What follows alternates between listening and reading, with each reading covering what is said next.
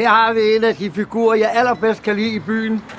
Jeg ved ikke hvorfor, men den hedder Dyret, og det er Erik Heide igen. Altså ham, der har lavet den muren dernede og alle de andre kunstværker, jeg snakker om. Den har stået her foran biblioteket i mange år, og jeg ved ikke hvorfor, jeg kan lide den, som sagt. Den minder lidt om en bison eller noget i den retning, men den er utrolig populær og gengivet mange gange. Og den har igen det der med, at man ser med hænderne.